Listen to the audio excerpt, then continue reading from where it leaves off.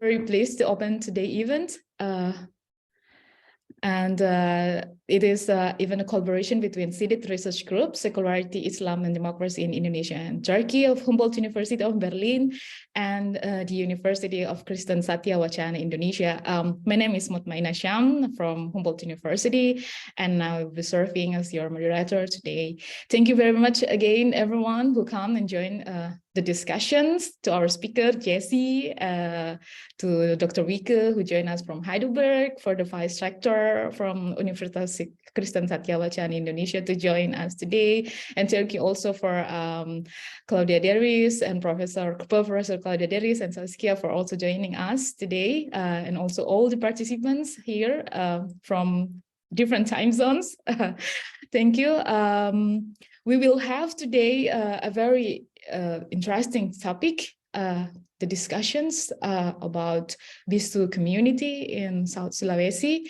Title is Decolonizing Gender Identity in Indonesia, Bissu community in South Sulawesi.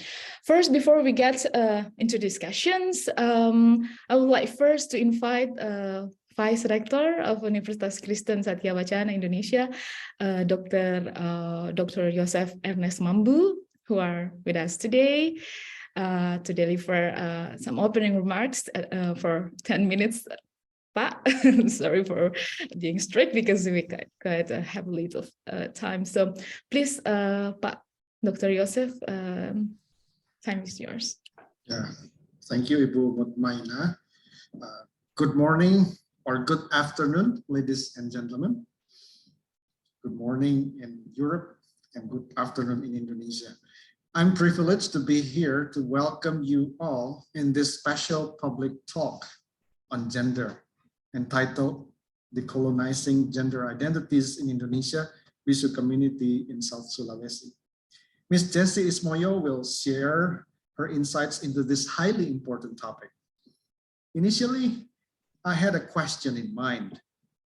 I know Jessy as a faculty member at the International Relations Study Program, Universitas Kristen Satya Wacana, or UKSW Salatiga. But why is it that she will talk about gender identities?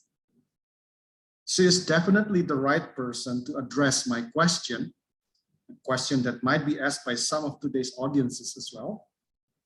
However, I think I have two possible answers. First, the word decolonizing is historically tied to past colonialism. Indonesia, for instance, was colonized by some countries, including the Netherlands and Japan. This implies that Indonesia, like many other colonized nation states in the world, has been inherently in international relations with other nation states, although power relations between colonizers and the colonized are always imbalanced. Although I'm not a political scientist, I think the spirit of colonialism is still rampant until today. As Jessy argues, I'm reading this from the poster, this study proposes an alternative viewpoint to see how coloniality is intertwined with religious narratives and altered the Bugis people's knowledge of gender, which was fluid before. I'm questioning which or whose religious narratives? The narratives of the colonizers' dominant religion? I'm reminded of Linda Tuhiwai Smith's work. In her book, Decolonizing Methodologies, Research and Indigenous Peoples, published in 2021 by Bloomsbury, she contends that decolonization includes reclaiming history, page 33, centering the former colonized or indigenous people's concerns and worldviews, page 43, and offering a language of possibility, a way out of colonialism, page 259. I hope that in her talk or subsequent processes of writing up her research project, Jessy will discuss this in greater depth. Second, Ms. Jessy Ismoyo is now strongly affiliated with IFA. Sorry if I cannot pronounce this because I do not speak German. Institute für Auslandsbeziehungen, that promotes a peaceful and enriching coexistence between people and culture worldwide, and acts as a center of excellence for international cultural relations. Emphasis added. Aha, I thought. International relations entail international cultural relations. International relations are not simply political, but also cultural, especially when the notion of culture is not to be dictated or defined by the colonial language. A nation's dignity is not at the mercy of the colonial world. In a decolonizing project like that of Jessy, it is critical to highlight the language of possibility, a way out of colonialism, like Smith 2021 argues, and a way out of patriarchal ideology commonly intertwined with colonialism.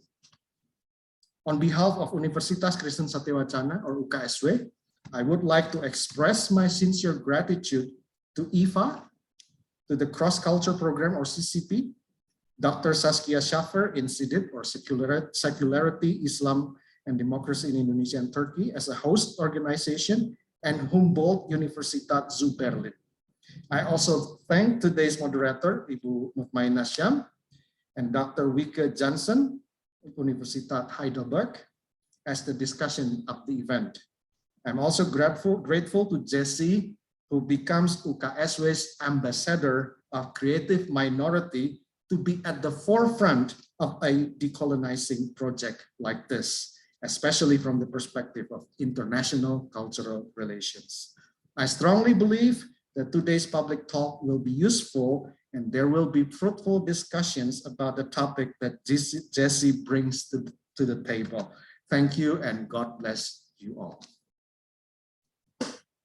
Thank you very much, Dr. Yosef, for the opening remark. We are very pleased to hear your insightful remarks, your questions that stimulate us to think about the power relations and the decolonial projects currently, and also very thankful for your warm greeting for all of us.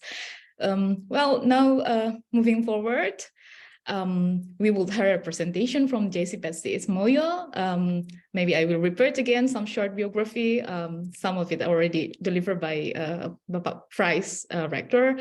She is an assistant professor in Universitas Kristen Satya Wacana in International Relations Study Program. She's also a researcher at the PUSAPDEM, Central for Study of Religion, Pluralisms, and Democracy. Currently, Jessy joined SIDIT Research Group in Humboldt University as part of IFA Fellowship. So I also didn't know how to pronounce IFA, so we are in the same page actually. So we are very excited to hear Jessy's research on Bissu community in South Sulawesi, and we'll get a closer look on Jessy's research. Please, Jessy, if you have a slide to share as well, time is yours. Okay, thank you, Ina. Let me share my screen first. Okay. Just make sure if this works. Everyone can see the screens all right? Okay, okay. So a very good morning to those in Germany and surrounding areas. And I have to say a very good morning also to those, good afternoon also to those in Indonesia. It's a really an honor for me to be speaker in this occasion. So I would like to thank Dr. Joseph Mambu for giving an opening remark at this event, and also for Dr. Saskia Schaffer for giving me a place to study a lot of things at SIDIT Study Center as a part of fellowship with IFA, and also Dr. Wikke Jansen, who is glad to be the discussant for this event, and also big thanks to Ina, who is willing to moderate this public talk, and Disa for helping organizing all the participants coming into this event. And last but not least, I also thank you, all of you, for taking the time to attending today's public talk. Thank you for the opportunity. So without further ado, the title of my presentations is Decolonizing Gender in Indonesia, a case study of Bissu in South Sulawesi, as you can see in the slides. Actually, this presentation is the outcome of the research published in the 2020, but in these circumstances, in these presentations, I will try explain that and add some of recent findings that I got in the past 2 years. As it is an ongoing research, I would really appreciate any input, comments, and suggestions from the audience. As you can see, this is the picture of Puang Matoa Bissu, or known as a Bissu leader in Bone. In this picture, the Bissu leaders doing the ritual called magiri.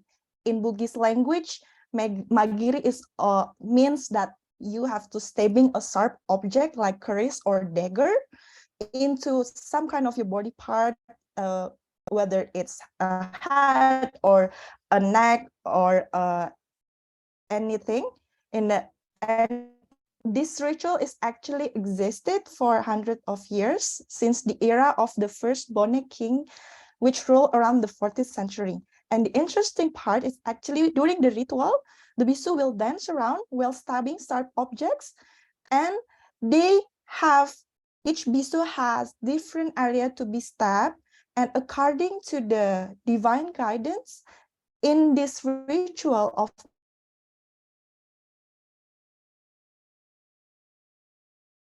ritual to set parts or means of entertainment, but there's a quite sacred meaning in every movement that I will explain later.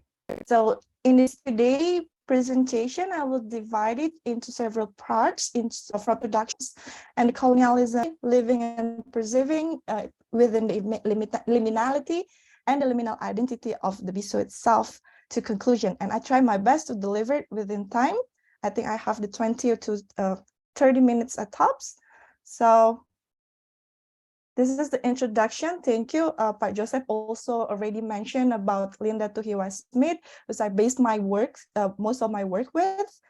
And in this today presentations, I will speak about how the gender pluralism actually linked to the colonialism in terms that the link of the understanding of Western imperialism and colonialism of the two genders, and how the understanding of gender pluralism in Indonesia somehow overshadowed by the worst axis of colonialism, which remains a very powerful remembered in history of the Bugis people. And in the decolonizing gender, it is actually the process that engage with imperialism and colonialism in multiple levels. So to be able to decolonize gender identity in these case studies, I try to deconstruct the familiar perspective of gender as explained in binary opposition of Western understanding and throw into important questions. First one is, how is religion closely related to colonialism that has much impact on the collective memory in understanding gender identities in Indonesia, especially in Bugis culture, and how the religions play a significant role in shaping the understanding the gender identities in Indonesia.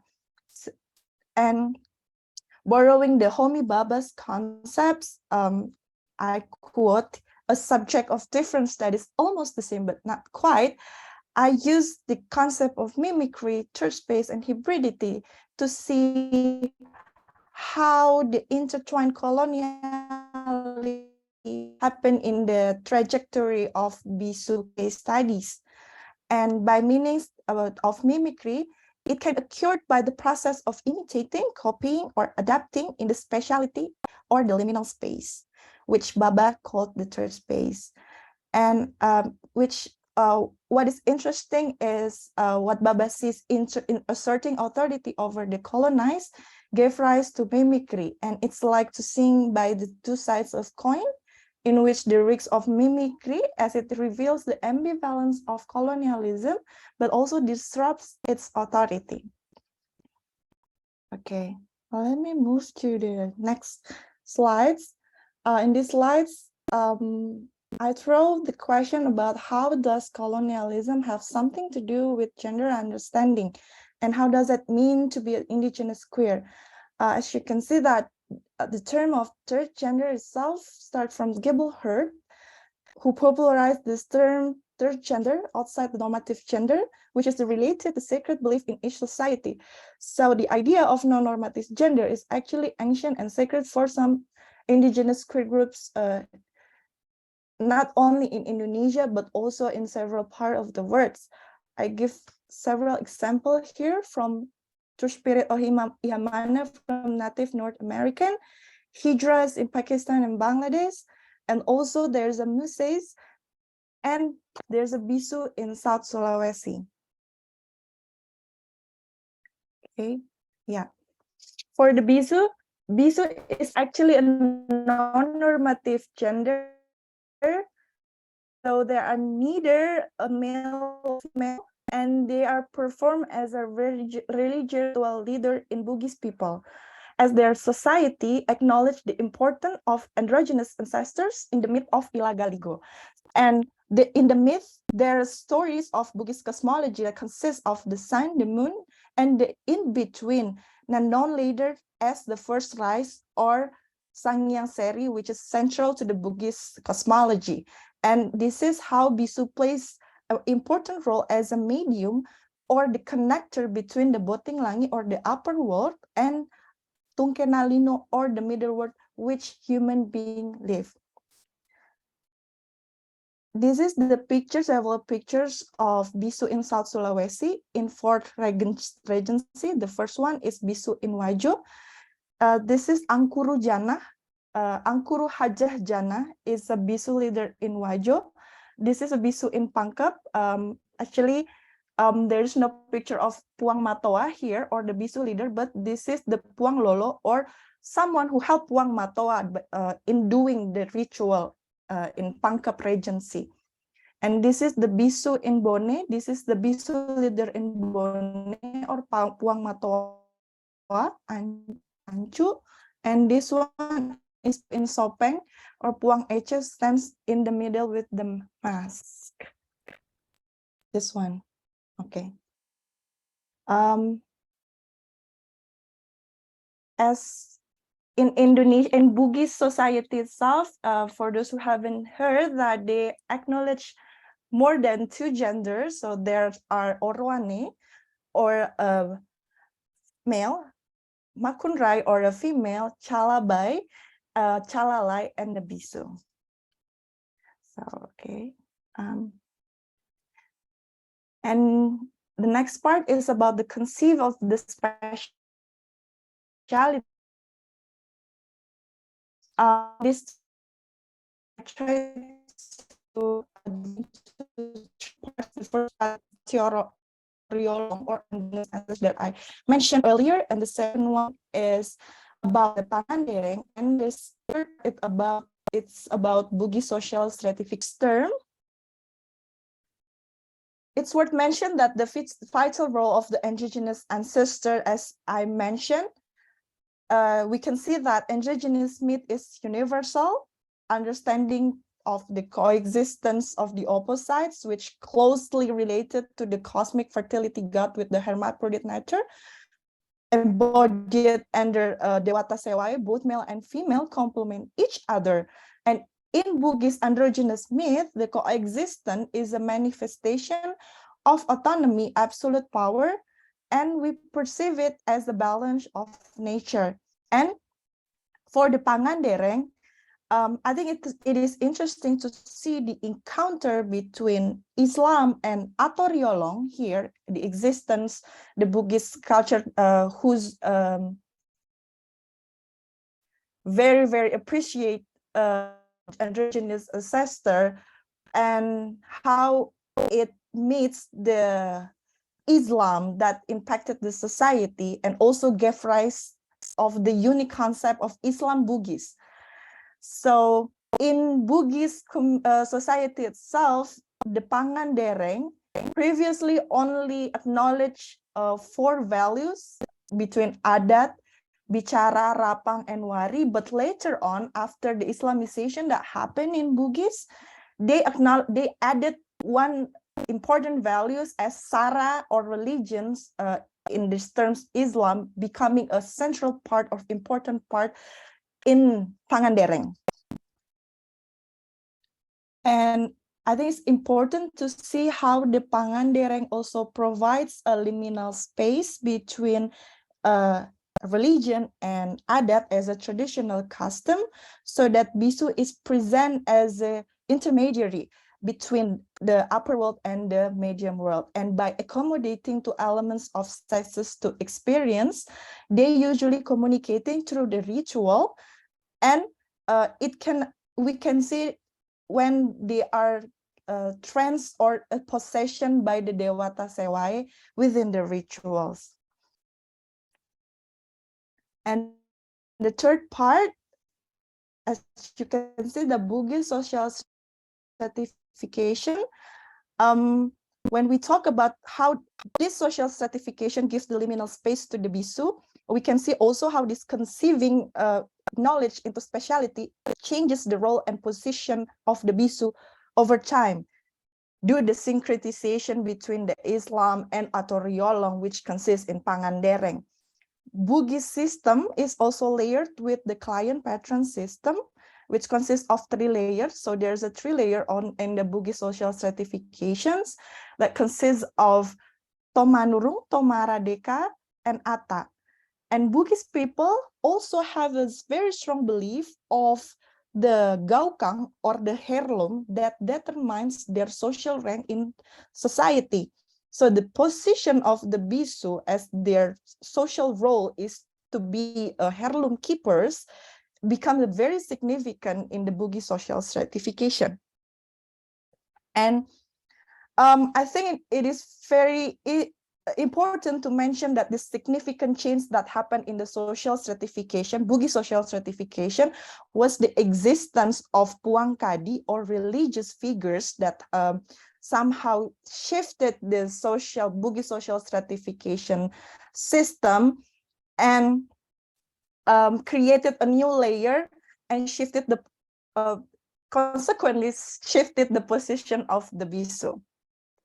Not only in Bugis social stratification system, but in the speciality, we can also see that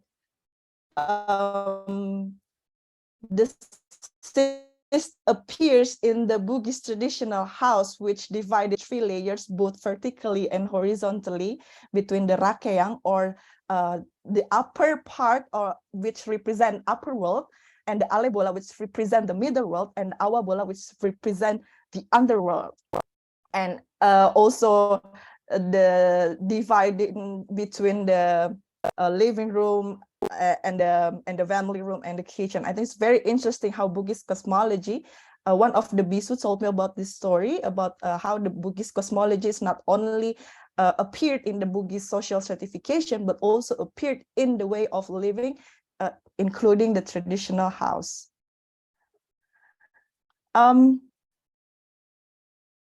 This is the Bugis philosophy, which I think I will try my best to translate it into English. So this is the meaning that sounds make words, words make action, words creates action, which makes us human, and how it can make us nurturing each other or humanizing human by doing it with purity of heart, honesty, courage, hard work, perseverance, intelligence, high competitiveness, independence, and solidarity, and holding it all to the Pangandereng and the power of Allah Ta'ala or the God Almighty. This is from the Andi Najabudin Petaile as an adat figure in the South Sulawesi. It leads me to the trajectory of the speciality or the decoloniality traces in the living and the perceiving within liminality affect the roles position today. As you can see that I try to deliver it shortly, but there's a 6 points. The first is about the colonial travel notes. We can see that the colonial treasury already present in the colonial travel notes by two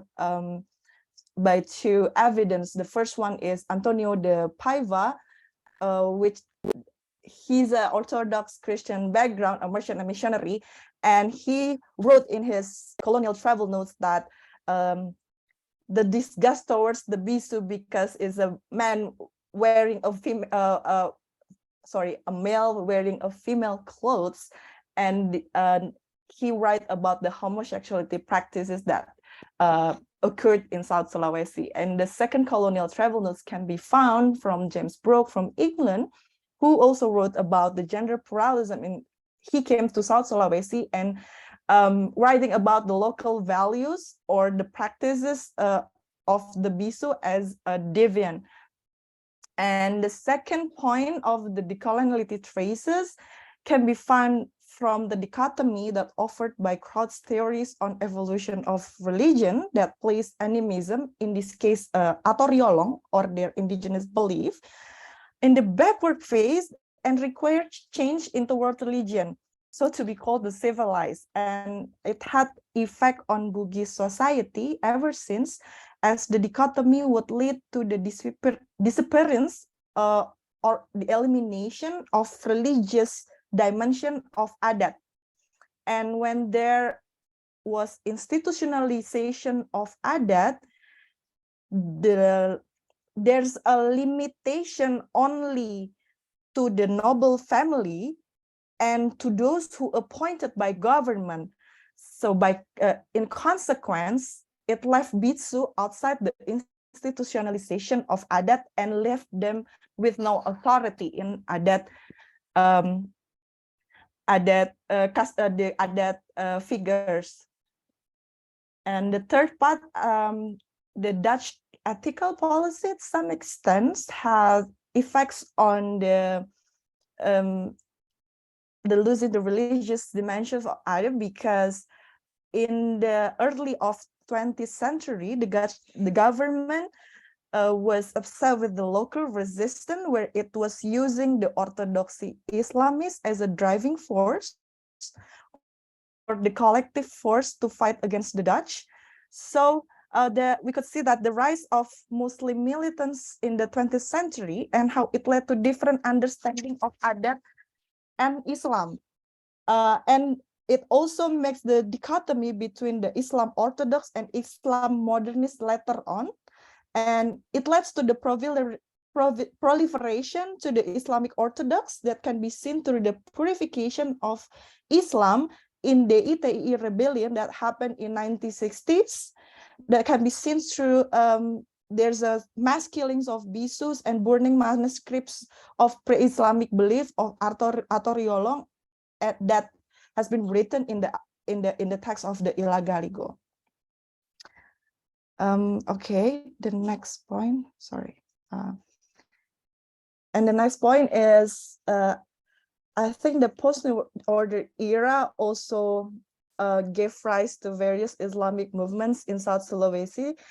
In particular, there's more emerging Islamic organization appeared, for instance, Hidayatullah, KPPSI, or Committee on Preparation and Enforcement of Islamic Sharia, Wada Islamiyah, Tabligh Jamaat, Ikhwanul Muslimin, and Shia. And this kind of Islamization was done through the da'wah, education, and politics. And to some extent, this proliferations of the new various Islamic movements kind of put the Bissu in the deviant position, as they thought that Bissu is not according to Islamic orthodoxy's teachings. And the last point, there's a phenomenon of discretialization of Bissus. So there's a tendency to compare the past Bissu and today's Bissu.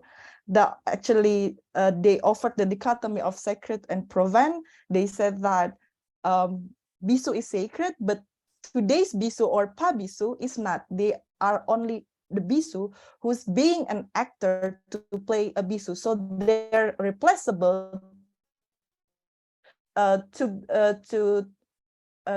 are replaceable by means that the ordinary makkunrai or the ordinary oroane, the ordinary female or male, can also being a Bissu. So there's a argumentation from the added figures that say that a Bissu nowadays is only ordinary calalai or calabai, and they are no longer sacred. As you can see, there's two pictures that I attached here. This is the picture that circulated in the social media after what happened in the earlier April 2022. Bissu is banished from performing the sacred ritual in Bone, South Sulawesi. So in the ritual Matopang Arajang, or washing the heirlooms, Bissu did not participate because what they are doing is considered mushrik. And I want to compare it into the right picture. This is actually the Abdul Basogani Pute. He was a Bissu in Sopeng, and he became a king for the 20 years. So one of my informant in Sopeng, Bissu who guard king house or Sauraja, he said that Bissu in the past time once can be a king. So we cannot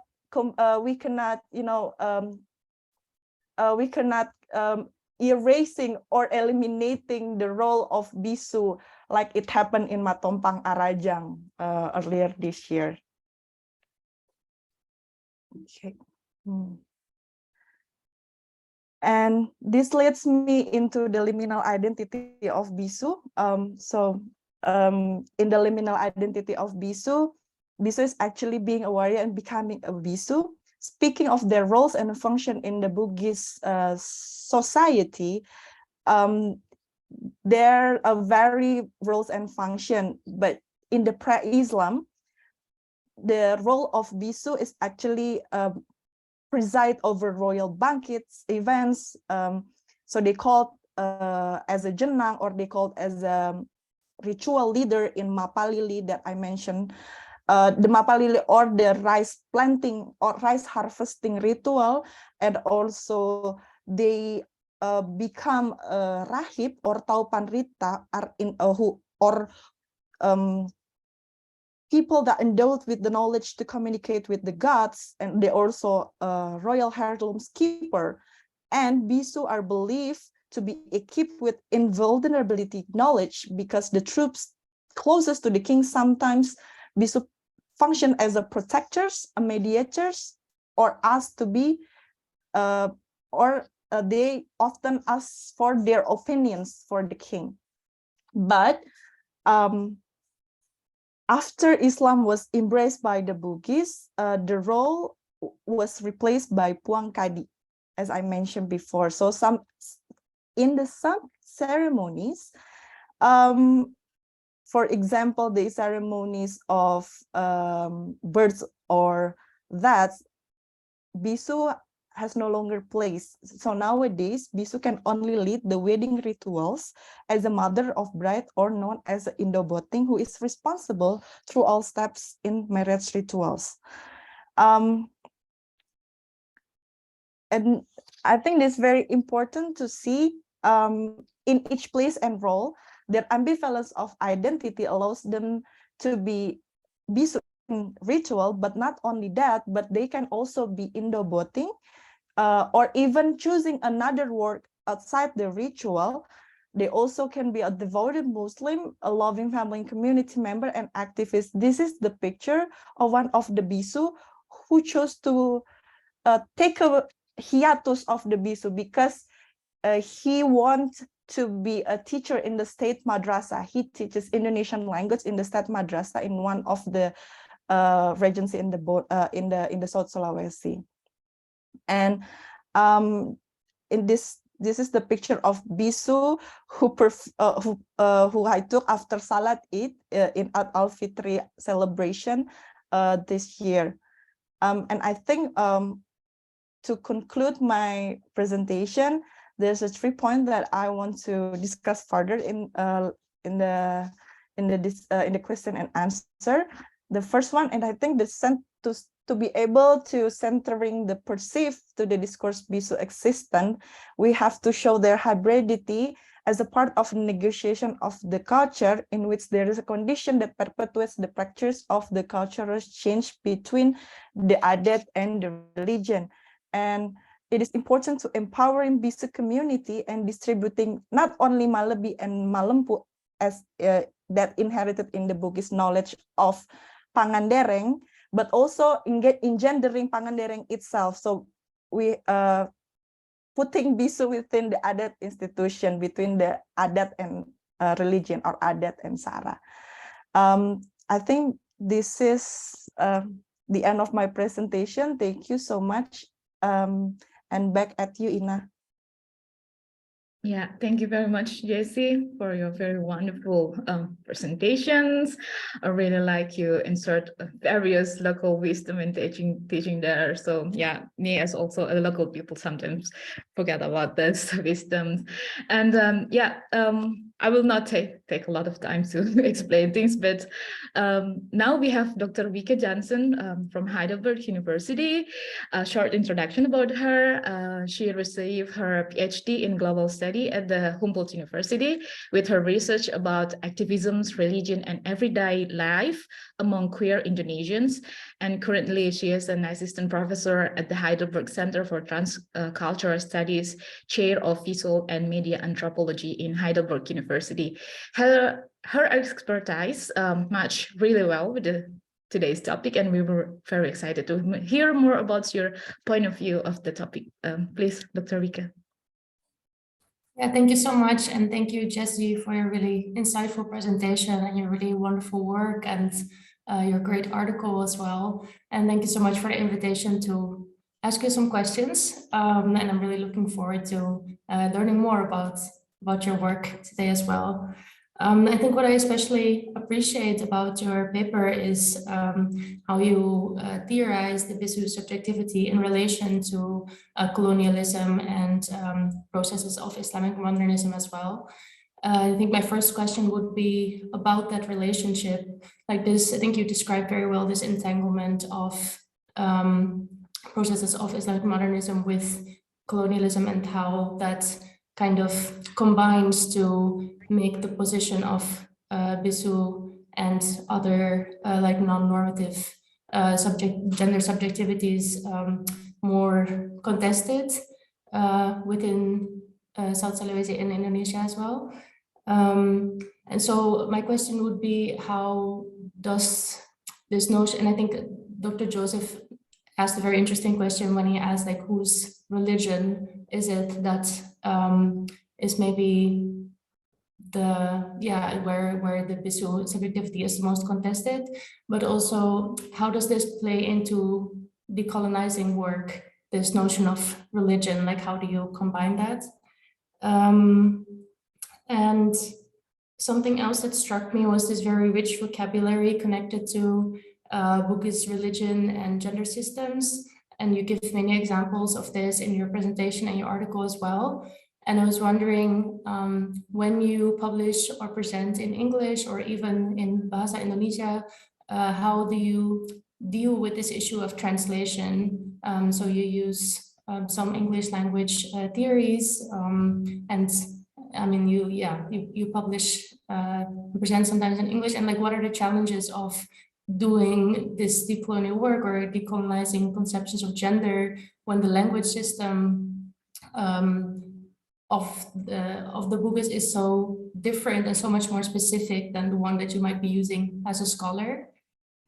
And maybe if I can ask one more question for now, I'm interested in kind of the hierarchies that are instated when this particular group of the Bissu is coming under threat, at the same time as other queer subjectivities are also coming under threat in Indonesia.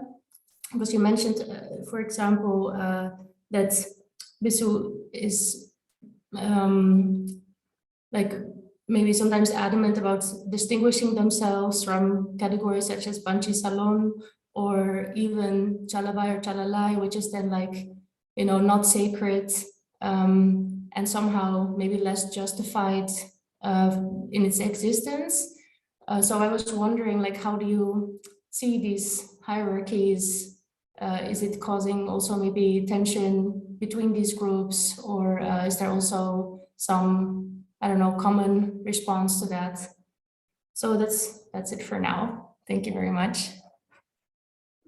Thank you very much, Jessy, for your comments and feedback. So actually there are 4 questions. If you wanted to respond right away, Jessy, there are 4 things. First is about relationship between Islamonisms and colonialism, which is combined, and how it makes the Bissu and the content as gender in the region, and also whose religion it is contested, and also the question about how do you deal with the translation of the local words and the challenge of your work with your decolonizing your work, and also about the hierarchy among the genders in the community thing.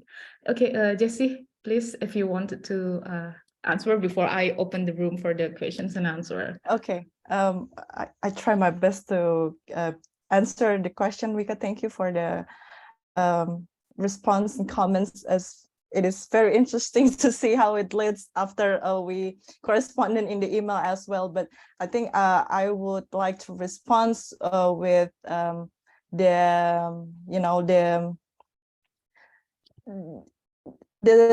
story of the Islamization process, the Islamization in the South Sulawesi, perhaps. And because I think it's very interesting how Islam entered South Sulawesi in the 11th or 12th century, that it was carried by the 3 preachers, or called Datu Telue. So there's a 3 Datu, the brotherhood. There's the first one is called Datu Ribandang, or Abdul Qadir Datu Tunggal, as a Vikke expert.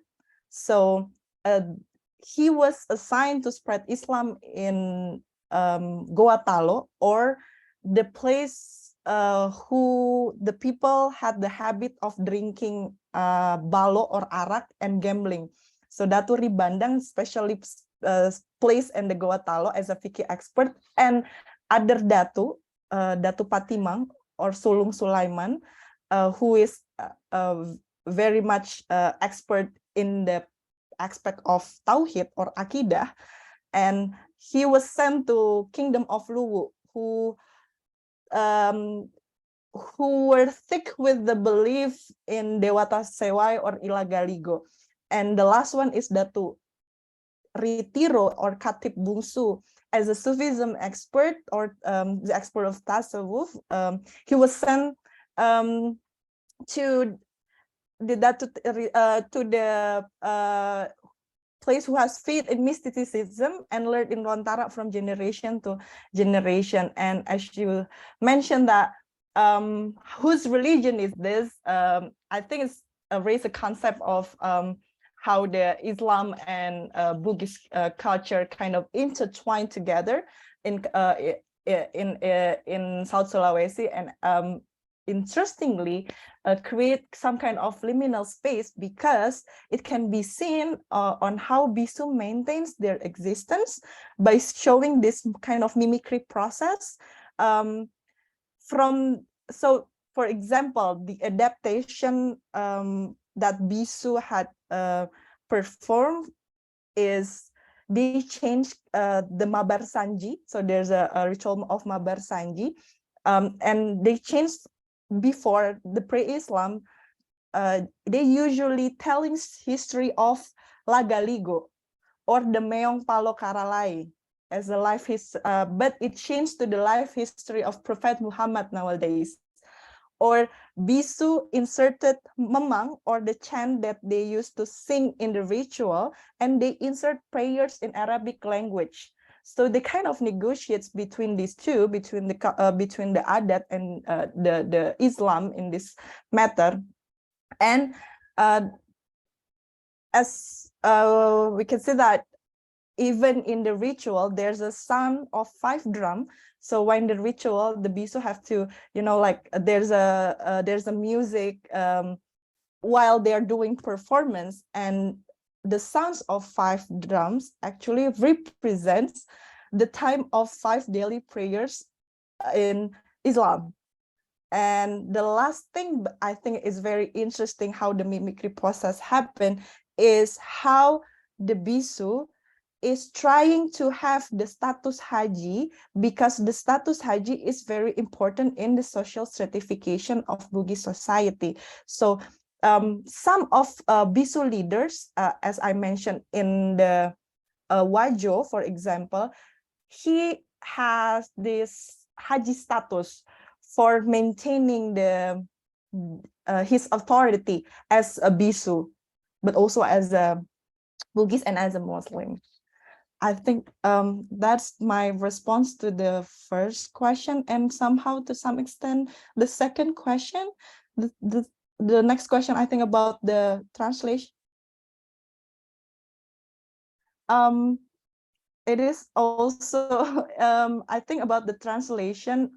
What I try to do is divide it into the literal meaning and the semantic meaning, and I try to work it with the literal meaning, and trying to ask again the Bissu about the semantic meaning, whether it is according to their means or not, because some of they're very, very close about the sharing of knowledge of the chants or mantras in their rituals. So they usually only share the knowledge about the meaning of the ritual or the meaning of the appearances or the things that they use in the rituals.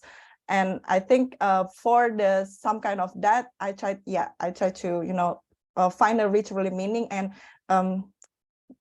the semantic meaning I will discuss it with the Bissu and with the local researchers as well.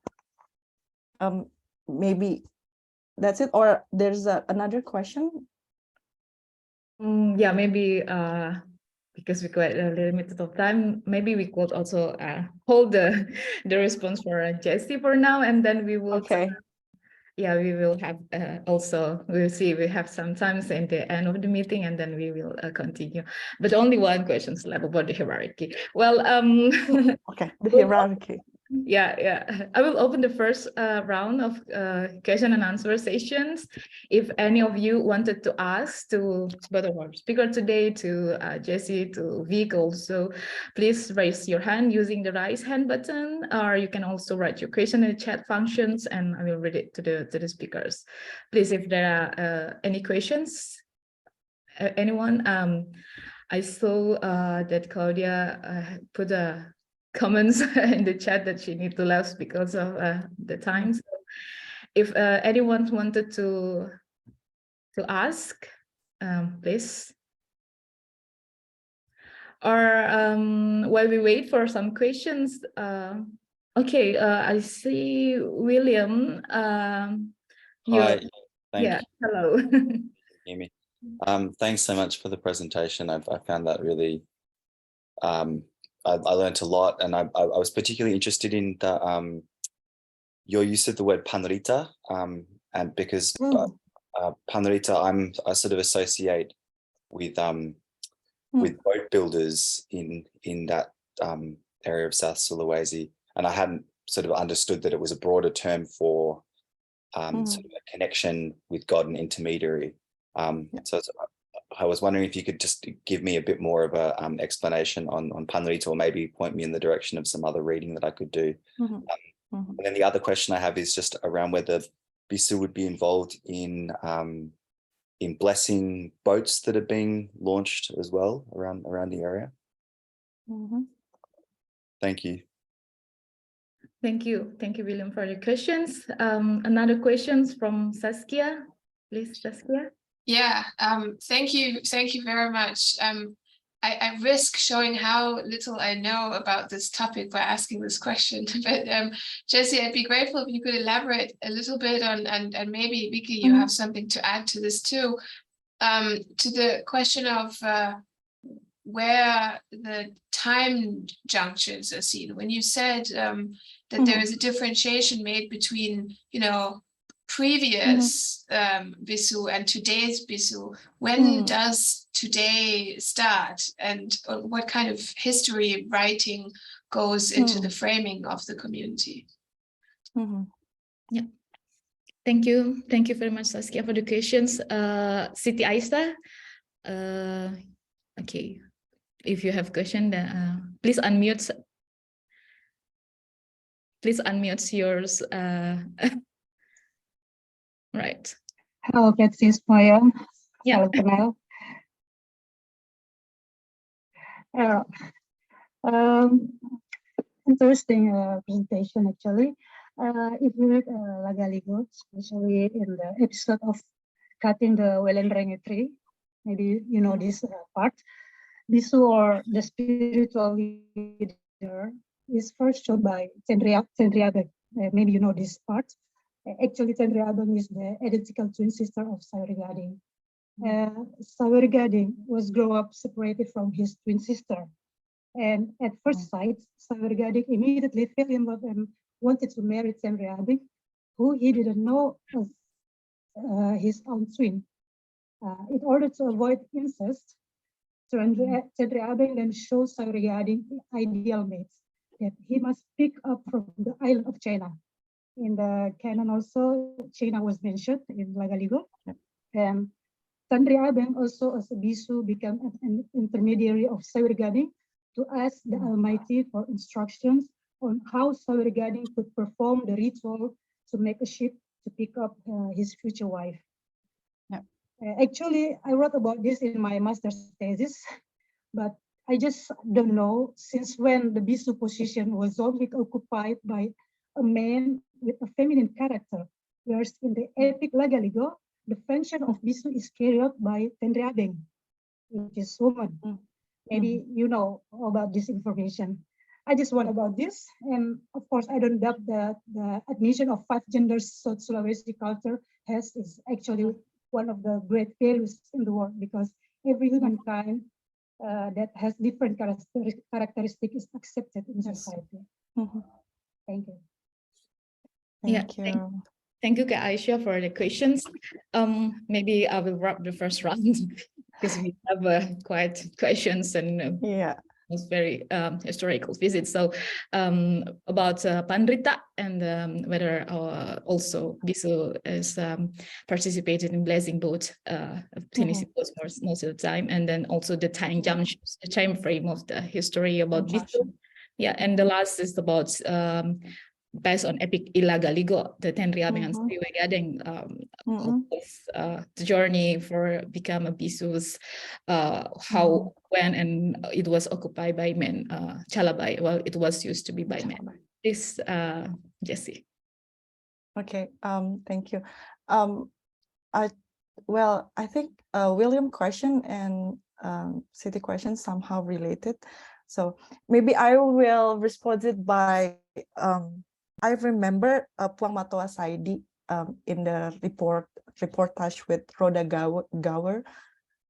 He mentioned that something about I La Galigo and the position of the Bissu itself, whether it's the calabai or calalai. But he mentioned that Galigo would not be complete without the Bissu, and I think it's somehow maybe answer Mbak Siti questions that Puang Matoa Saidi, if I'm not mistaken, because you are also researching about this this issue, and I think you maybe want to give more insight if you could. But in my opinion, as Puang Matoa Saidi mentioned, that tradition that which were written in the La Galigo were always followed by Bissu since the beginning.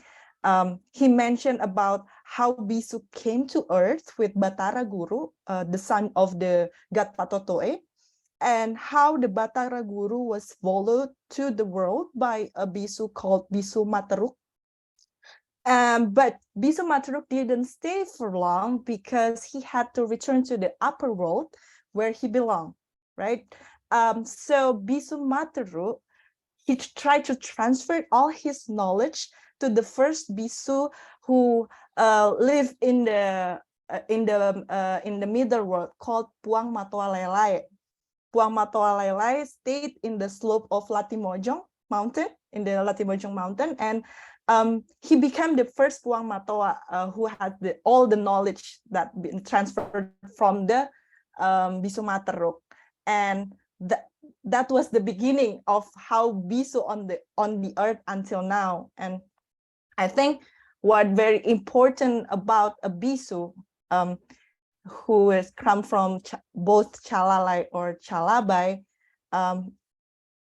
it is about the ambivalence of the gender itself that derive from the androgynous ancestors that become sacred. So even to hold the sacredness of the ritual as an attempt to balance the cosmos, they, as I mentioned, they had to accommodate elements of the sexes within the rituals. So Bissu had to disguise themselves with the female attributes in rituals. They sometimes wear baju bodo or adat clothes or baju garusu that worn by Bugis women, but they have another attributes that represent masculine properties in their rituals. And I think it is interesting to see how this cross-dressing practices does not mean that every performer wants to change sex, but to emphasize that the fluid androgynous matter is, how do you say it, is formed to merge into one with the respect of the common opposites within their body, that embodied body. And also about the Panrita, William, maybe about the Panrita, by saying that a Bissu become a Rahib or Panrita, what I want to say that they become a communicator in the ritual. So there's several rituals, not only Mapalili or the ceremony to ask permission from the Sangyang Seri, but also there's a many ritual. For example, in Sopeng Regency, there Masa Pewanua or ritual memagari kampung to prevent evil things from occurring to the village, or Macerat Tapareng in Wajo Regency.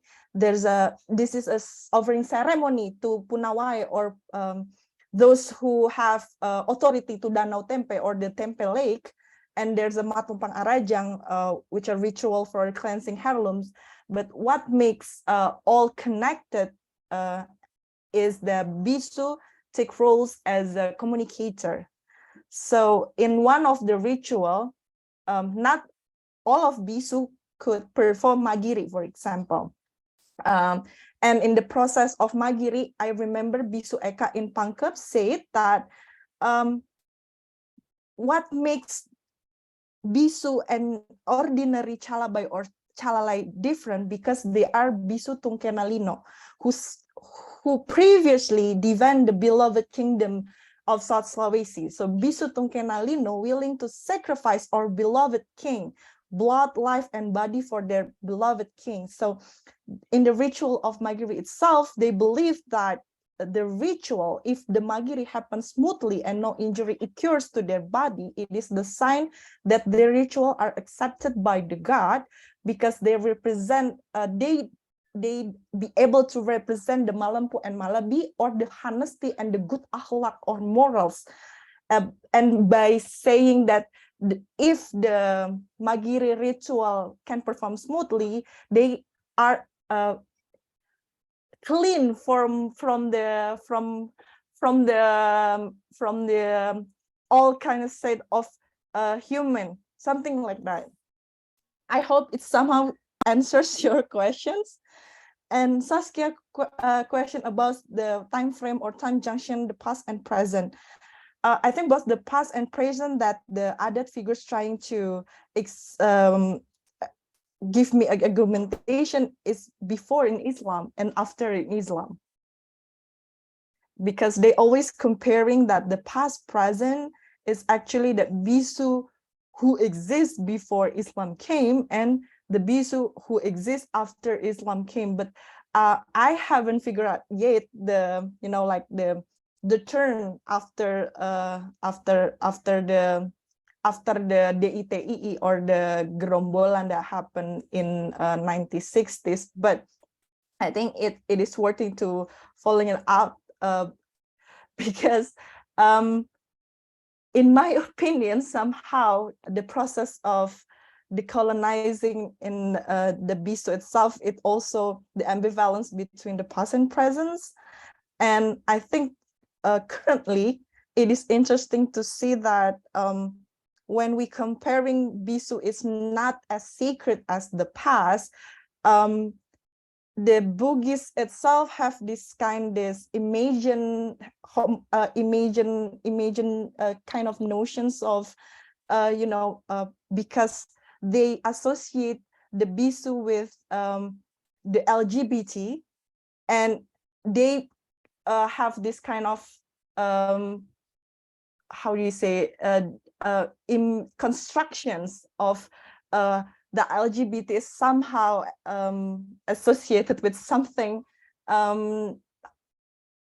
shirik or mushrik. So the tendency to correlate Bissu with the LGBT somehow arise because the colonial narrative, I think, at some extent intertwined with the political homophobia that happened after 2016 in Indonesia. So in what I want to say that maybe we have to, decolonizing it by knowing that the majority of even so the majority in Indonesia are Muslims, but Islam is not necessarily reluctant to the non-normative gender. Yeah, I hope it somehow makes sense. Yeah, thank you, Jessy. So Saskia, maybe Saskia. Yeah, if you allow me to follow up and Sure. push a little into this, because I think that this is a fascinating and extremely important knot that you are disentangling there, right? So you're also saying that the conflation is a dangerous one, right? Yes. The conflation and that those defending the Bissu against attacks would be well advised to really separate those vocabularies. Do you see any strategic efforts anywhere in the public discourse that does that? Sorry, this is not really your topic, but you know what I mean, right? You are doing this, and beyond this, scholarly perspective, where are public debates that work towards this disentanglement?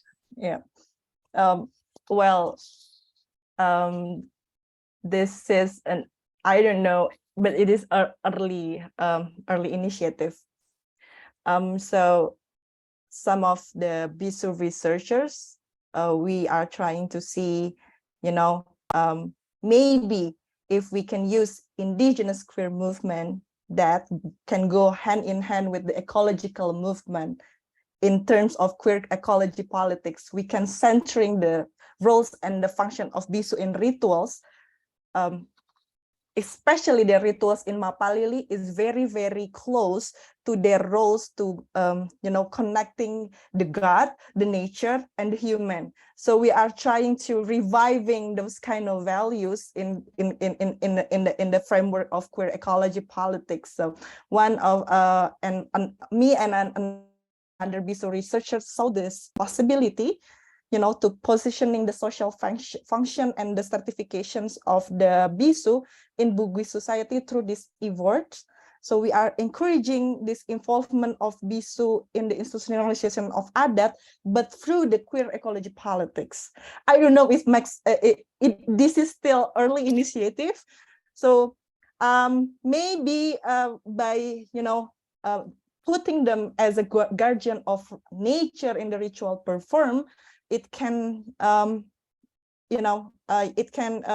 the sustainable ecology that can be. So there's one Bugis philosophy that called Sulapa Epa, and we are trying to instill this kind of values in the Bissu movement, because Sulapa Epa is based on the environmental ethic from Bugis cosmology.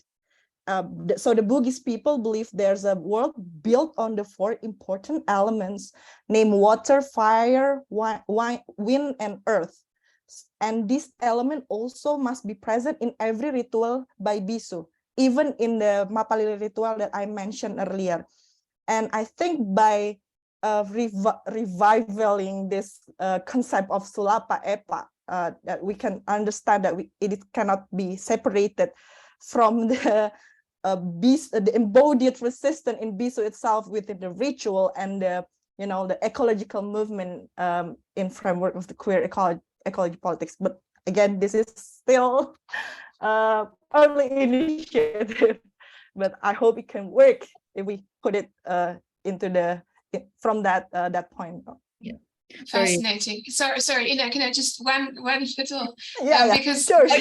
because I think this really matches your title here so well, right? It's decolonizing and in so many different levels. It's stressing the local vis-a-vis the nation state.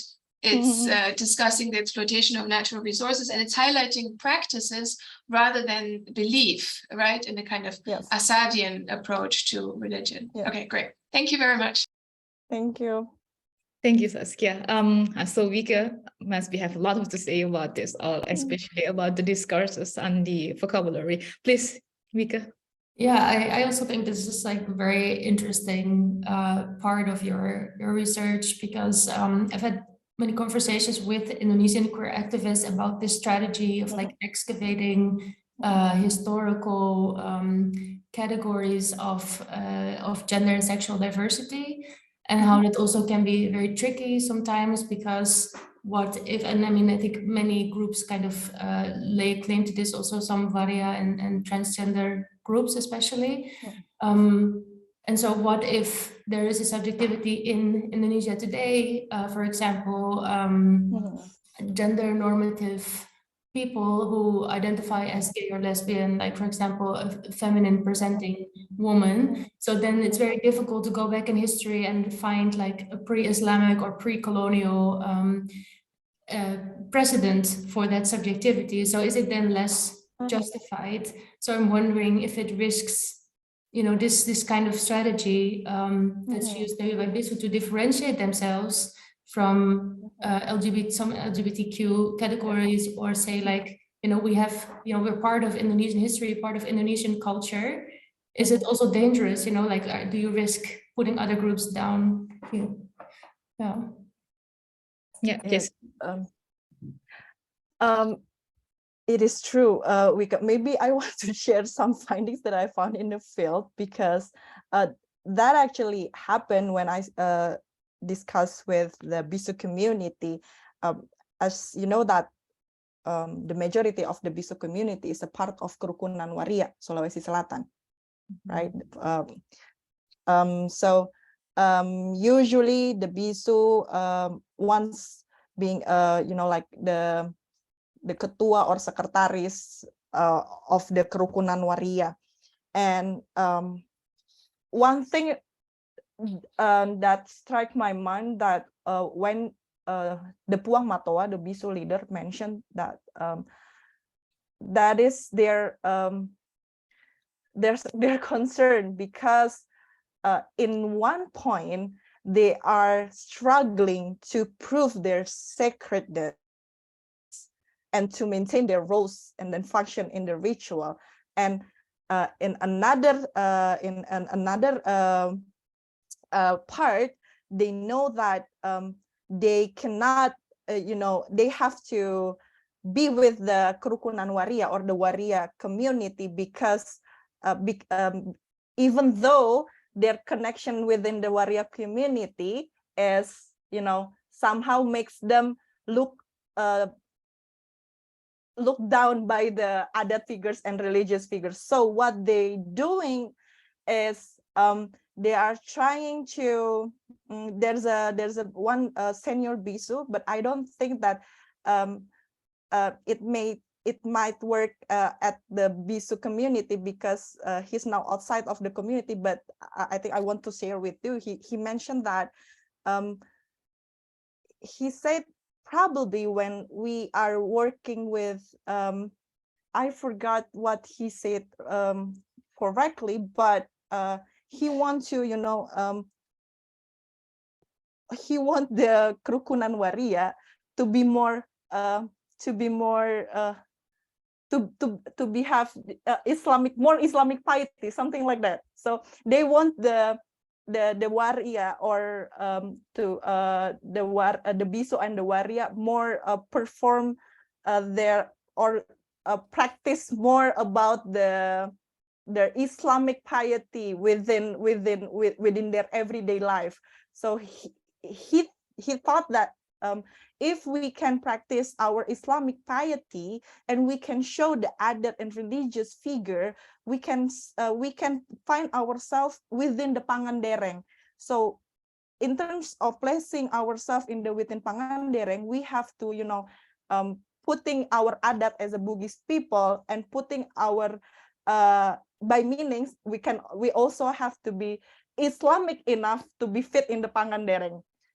Yeah, I don't know if it makes sense, but yeah, but your concern is actually also their concern, and it is still work in progress. So maybe I don't have an answer yet, but yeah. Yeah, thank you very much, Jessy, for a very stimulating statement again. Maybe I will open the second round, the last questions for the last minute of our discussions today.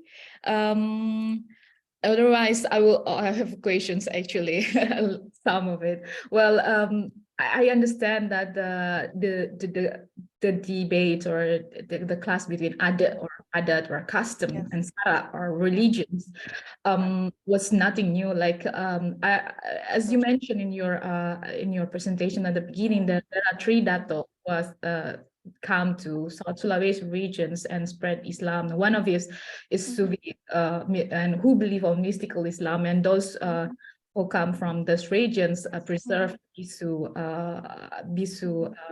traditions. And as we see, even after a few centuries after the coming of Islam in South Sulawesi, Bissu practice and also the manuscript still preserved in the regions.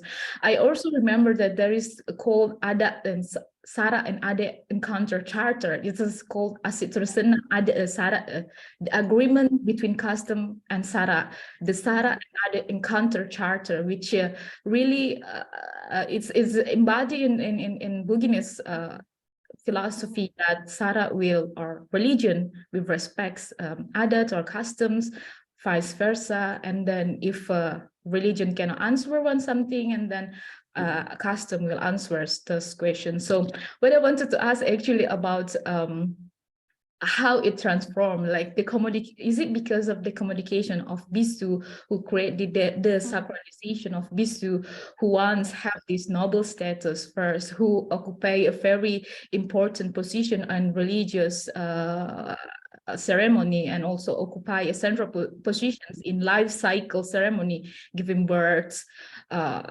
marriage, that ceremony, which then replaced by Islamic practices. And I just wanted to ask about, is it about the commodification? Because one of scholars actually argue that because the social systems has been destroyed because of during colonialism and also the coming of Puritanian Islam and so on, there are economical background which make Bissu and have their own stance anymore. Those who change this social status, and also they become the sacralization of Bissu, as you say. Maybe that one question for me quite long, but well, another questions, one last question or two last questions from the participants. Otherwise, I will move it to Jessy. Okay, maybe not. Then Jessy, please. Maybe we can talk about the commodification of Bissu. Yeah, that is actually interesting about the commodification, because the commodification also happened to a Bissu. Somehow it has to effect. The first one is the commodification, makes the story of Bissu is known outside the South Sulawesi, right? But in South Sulawesi itself, they only acknowledge Bissu only for their roles for the ritual leader only for that. And outside the South Sulawesi, we heard so much thing about the gender pluralism, but it never acknowledged within the South Sulawesi, right?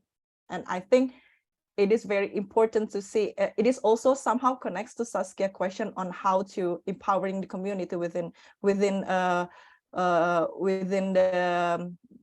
Bugis people itself. But I don't know whether it makes sense or not. But I think the movement that already happened with so there's another project that initiated by a young Bissu. So the young Bissu and the Bissu researcher called the Project Budaya Bone. And one of the aim that we want to address is trying to revitalize the diversity of Bugis cultural values within the warrior community. So we want the warrior community to understand the important thing about the gender diversity knowledge within the Bugis culture, right? So one of these young Bissu addresses his concern, and along with the Bissu researcher, we create the grassroots movements and addressing the Malabi and Malempu, and also the assimilating the Sipakatau, Sipakalabi, and Sipakalinga as a mutual respect and advising and reminding each other and glorifying each other, by means that we do not want what happened in the Matopang Arajang happen again in the future. So I think the perfect way to dismantling the commodifications is giving the Bissu, the authority of making what movement they want to have to address their own concerns, facing this all the challenges that happen to them, the political homophobia, and then like the big of capitalism. And I think it is a good start with the Project Budaya Bone. Yeah. Thank you very much. I hope it answered your question. Yeah. Well, it's a very exciting to hear that there's a new grassroots projects happening, especially because we just know that few weeks or months ago we witnessed the homophobia from one of institution in Hasanuddin University in Makassar, of one of the students who define himself as non-binary and create a backlash from the society. So well, it is true that there's an ongoing political homophobia around here in Indonesia, and also that the young generations didn't really aware of this our local culture. As you say, I mean, La Galigo manuscript was the longest manuscript and the most in the world, and it was not here. It is in Netherlands. At least we can start with decolonize the manuscript first, so we can have an access. At least, I'm sorry, but well, if there's no any more questions, maybe if please raise your hand. Otherwise, I may wanted to ask Wikke for one last comments and statements about decolonizing gender, and also I believe we have talked a lot of things for today. If you have any comments, Wikke, for closing before we really close the meeting, or not? Yeah, I mean, I still have a lot of questions left for Jessy, but I think we can also continue the conversation outside of this setting. But maybe one last thing, or maybe two last things, if it's okay, one very short question.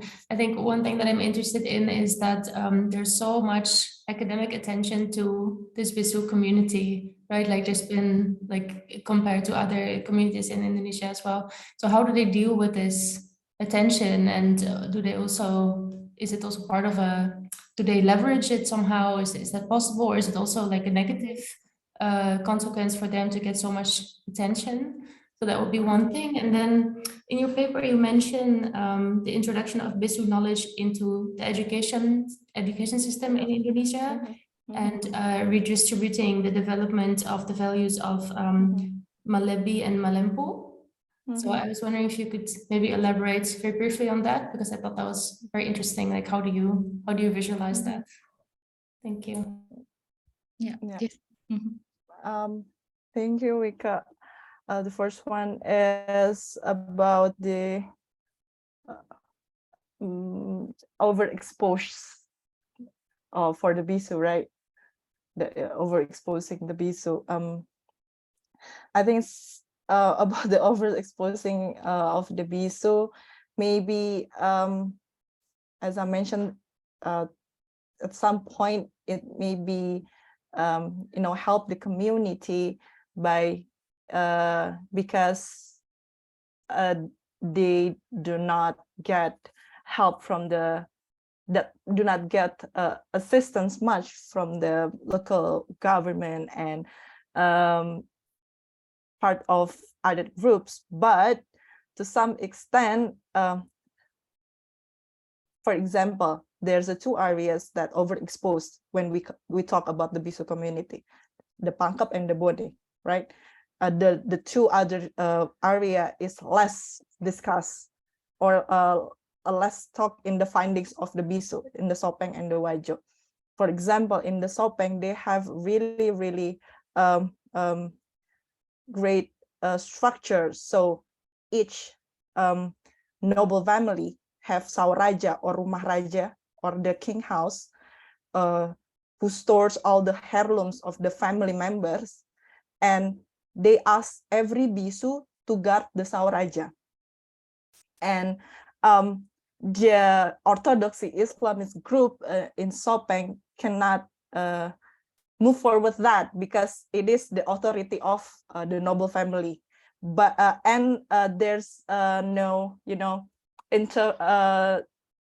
but at some point they're so close when the researchers coming and asking about the gender pluralism. They're very close about sharing the knowledge of that. They only want to share about the adat knowledge and how the Sauraja history and how the heirloom history, something like that. But in contrast, when we talk about the Bone and Pangkep, they are very open about the the gender pluralism. They understand how their gender subjectivity, how they identify themselves. But at some point, their relation between the local government is not really good. Yeah, they even don't give much assistance with between the ritual or not. So they have to working through the within the community, both the warrior community and both with the warrior community and the Bissu community. So that's about the overexposed, both by researchers or the medias. And the second one, sorry, the question about the education system. I think the idea, I want to follow up by saying the Malabi and Malampu in education system. It is actually come after a discussion with Prof. Halilintar Latif. He mentioned about not necessarily the formal educational system, but he has this idea about the similar idea with the young Bissu who started the project Budaya Bone, but somehow we have to make these two come because Prof. Halil have this idea about sekolah Bissu. So it's not only for a Bissu, for empowering the Bissu to teach them about the Bugis values and about the adat, but also trying to make them, understand the values of Bugis and spreading it to the students. Because there's a two of Bissu is actually the teacher in formal schools in both pesantren and university. So I think it is very interesting to see how Bissu chose this role as a teacher and teaching the Bugis values to the students. I hope that makes sense. Yeah. Yeah, very fascinating, very fascinating. It's fun. I'm really looking forward to hear more about that, especially because my own interest also in education. That that will be very interesting. Yeah. Unfortunately, we are very good. We are in the end of our meeting today. We really have a great times, and I have also believe others also have a lot of questions. Also wanted to discuss more about this. I hope we will have another time to discuss more deeply about this, maybe in Berlin, maybe online or somewhere. Well, thank you, Wikke, for joining us today as a discussant. Thank you, Jessy, for coming. Thank you so much. And for Vice Rector Pak Joseph to come here and join the meeting today. Thank you. For all participants, Joseph. For all the questions from us, from Siti Aista and others, from William, and also thank you for everyone for coming. And we learned a lot, that we understand a lot that the coloniality both as a political and epistemic project that we will seeking for. Well, I will close without more talking a lot, but we will see you again maybe in another occasions, and we will share the recording today in the website of CDF. So I will put in the chat, and we will you can also access the recording later when. Yes. All right. Thank you everyone for coming. See you again in the next time. See you. Thank you. Thank you.